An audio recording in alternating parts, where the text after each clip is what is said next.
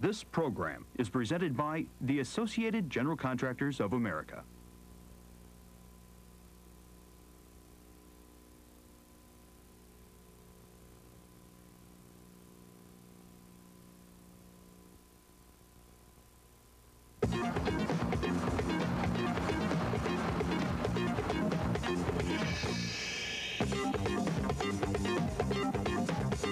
Okay, that about covers it. Now, before you guys all get back at it, let's talk just a little bit about safety issues. I see you guys wear your hard hats all the time. That's good. That's real important. And safety glasses. I don't want anybody getting lazy about putting them on, even if it's just for a 10-second job. Now, scaffolds and ladders. Now, we talked about that just the other day. Keep the floor of your scaffolds clean and both hands on the ladder. I don't have time to go over all the rules again, but you guys know them anyway, right? Just keep each other honest and remind each other if anyone's getting careless. Anybody think of anything I forgot? No? Okay, that's it. Let's get back at it.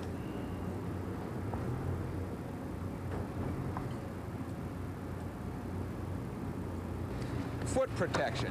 Sounds simple, and it is. But you'd be surprised how many people suffer foot injuries each year. Some get their toes crunched, others slip and twist an ankle. I saw a guy fall off a ladder once because his laces weren't tied. Good foot protection is an essential part of your total safety package. Just like a hard hat, goggles, gloves, and a respirator, good boots can save you from a bad injury, but you also have to be smart. Most foot and ankle injuries come from a combination of inappropriate footwear and a lack of attention as to where and where not to place your feet. Another thing is that you also have to put some effort into keeping the soles of your boots free from mud.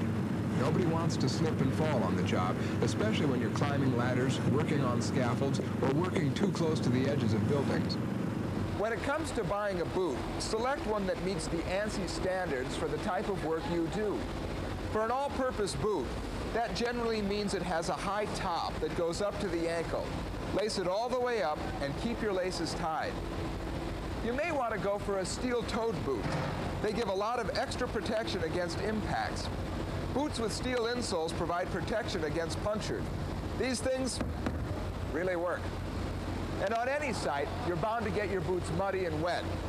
A good protective compound, like mink oil, will help protect your boots from deteriorating. And there are a variety of non-slip or slip-resistant soles available to help you keep your footing. Can you imagine the damage a jackhammer could do to your foot? When using pneumatic tools, you can give yourself added protection with foot guards that attach to your regular boot. But take the guards off when you're going up or down ladders. They can get caught on the rungs and cause a bad fall. It's standard procedure to wear safety equipment whenever you're on the job site. Would you run a jackhammer without earmuffs? No. Would you go on a ledge without a lanyard or use a welding torch without eye protection? Of course not. So be smart about your feet and your footwear too. Make sure to always use approved and inspected equipment. Don't forget these few simple things. Get a good boot that meets the ANSI standards.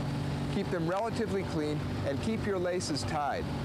Wear extra foot protection when you need it, and always watch out for where you put your feet.